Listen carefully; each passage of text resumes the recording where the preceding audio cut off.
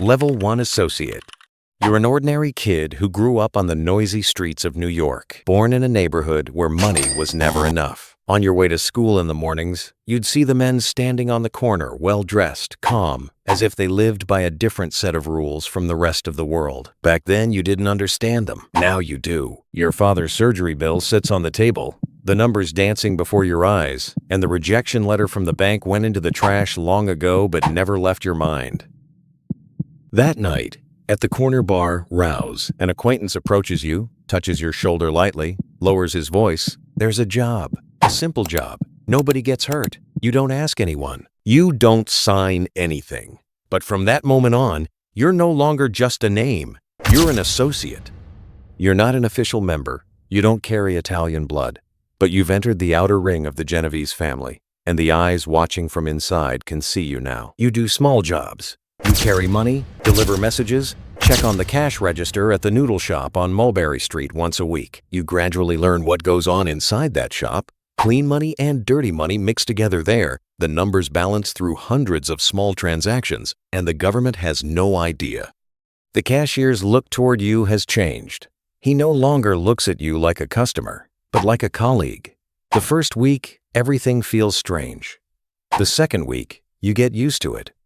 The third week, it feels normal, and that is the thing that frightens you most. You're nothing yet, but you're at the beginning of everything. And at night, when you lie down, as your father's surgery date approaches, you feel a strange sense of relief. The money is handled. The problem is solved. But there's something turning in your mind. Getting out of this world is much harder than getting in. And for now, you tell yourself a lie, just this once. Level 2 Soldier. Years have passed. Sometimes you waited for hours in a cold garage. Sometimes you delivered an envelope to someone whose name you didn't know. Sometimes you quietly stepped aside and proved that you hadn't seen, hadn't heard, hadn't known. You proved your loyalty, kept your mouth shut, didn't speak unless spoken to. And one day they called you into a room, small, stuffy, lit by a single bulb. The walls yellowed, the chairs worn, but the man sitting across the table made you feel as though the space had shaped itself around him, not the other way around. He looked at you and said, "You're becoming official." The words were simple, their weight was not. But first, a test.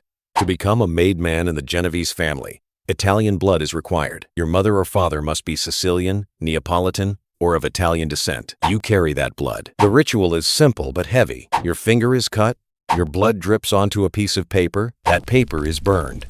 The flame is small but fills the room. Omertà, the oath of silence. For anyone who betrays the family, talks to the police, sells secrets, there is only one end, and no one says that end out loud. There's no need to. You are now a soldier. A foot soldier. You protect your territory, collect tribute, carry out orders without hesitation. But you learn this too. What protects you in this world isn't just the power of those above you, it's your value to them. The day you lose your value, you start hearing the footsteps coming from behind. As a soldier, you come to understand that the most dangerous thing isn't climbing higher, it's drawing the attention of those above you for the wrong reason, and that awareness keeps you one step ahead of the others. For now, Level 3, Caporregime, Captain Capo. A decade's marks are on your hands. The scar on your finger has faded but hasn't gone. Some mornings when you look in the mirror, your eyes linger there. You've lost a few friends. One is rotting inside. He looked at you one last time on the morning of his arrest, and in his eyes there was neither accusation nor apology, only exhaustion. One was found on a rotten street. You got the news over the phone in 3 words and hung up quietly. You didn't cry. Because in this world, mourning is a luxury. You're still standing. And in this world, still standing means your luck has held as much as your talent. Accepting that is harder than teaching humility. They made you a capo. You have your own crew. 15 to 20 soldiers beneath you. You manage their earnings, resolve their disputes, correct anyone who crosses the line in a firm but quiet way. You no longer work the streets you manage. In meetings you think before you speak. You weigh your words, because at this level, every word is a commitment. Every silence is a message. You know your soldiers. Which one is reliable? Which one is ambitious? Which one works out of fear? And which out of conviction? Being able to read this is the true price of sitting in this chair. But at this level, there's a new danger. Soldiers who want to climb higher. One of them looks at you exactly the way you looked at others years ago, with hungry eyes, impatient steps, a little more sure of himself after every assignment. And you now know very well what that look means. You don't want to suppress him. If they had suppressed you, you never would have reached this point either. But you have to draw the line. A capo's greatest enemy doesn't come from outside. It comes from uncontrollable ambition within his own ranks. You can't teach this. You can only let them live it. And that soldier will one day either understand or you will both pay the price. Level 4 Underboss, the second man. There is only one person ahead of you now. You wake up with that reality every morning, neither full freedom nor full captivity. As underboss, you effectively run the family's daily operations. The boss makes the big decisions, sets the strategic direction, but the weight of details piled on your desk each morning, the quiet chaos of everything that happens each day, all of it falls on you. Gambling networks, port contracts, union infiltrations, police connections. Every thread runs through you. You know which shift at the port employs whom. You know which union rep must not cross which red line. You know where which officer's paycheck goes. This knowledge makes you powerful, but it also makes you not indispensable, but dangerous. At this point, history whispers something bitter to you. One of the Genovese family's most legendary figures was Vincent the Chin Gigante. For years, he wandered the streets of Greenwich Village in his pajamas, trying to throw off the FBI with an act of madness, running operations, while not hesitating to be committed to a mental institution. Even those who worked under him sometimes couldn't tell what he truly thought. Ambiguity, in this world, is armor. You've learned this over time, not saying everything plainly, not answering every question directly, allowing people to not read you completely. But this armor has its cost, too. One day, you forget what you truly feel, what you truly want, who you truly trust. The underboss chair has been the bloodiest chair in this family's history. Being closest to the top means being the most targeted. When the boss falls ill, you step in. When the boss goes inside, you step forward. But this visibility makes you an open target, far more than it protects you. Waiting is the heaviest work of this chair. And you rise every morning knowing this. Level 5 Boss, the Don. You are the Don now.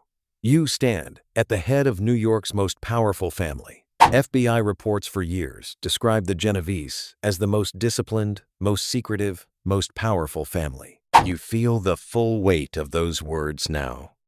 Not just a title, but a heaviness that clings to your shoulders every morning when you rise, that watches you in meetings, that tightens your chest when the phone rings. Power looks like this up close, not brilliant, but exhausting. When you sit at the head of the table, the only thing turning in your mind is not power, it's survival. Vito Genovese, the man whose name the family carries, went to prison and died in a cold cell. Frank Thierry was eaten alive by cancer. Vincent Gigante played the role of a madman for years. Maybe he was playing, maybe he wasn't. Nobody knows for sure. But in the end, he too went inside, consuming his life in the sterile corridors of a hospital. Liborio Barney Bellomo is still considered the family's acting boss today. He did years inside, got out, stayed quiet, came back. In this world, still standing is not a success story, it's a miracle. And miracles don't always repeat. You wake up every morning now and look at your phone before you read the messages. You pause for a moment. Is today the day?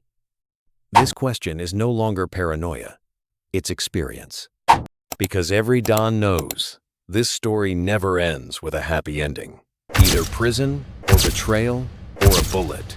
Sometimes all three. And knowing this, you sit in that chair every day. Because in this world, the most dangerous moment is when you think about giving up despite everything. If that thought leaks out, it's read as weakness. And weakness, in this world, is like an invitation. At night sometimes you think of that first night, the bar at Rouse, the hand touching your shoulder, the voice saying, "A simple job." How small that moment seemed, and yet what a great door it cracked open. What would have happened if you hadn't walked through that door? Maybe your father wouldn't have made it out of surgery. Maybe you would have found another way. Maybe not. You no longer know the answers to these questions, and knowing is no longer possible because you no longer know how to live any other way. And this is beyond regret. This is the most bitter form of knowing yourself. Rate your thoughts about the video in the comments. Subscribe and like for more.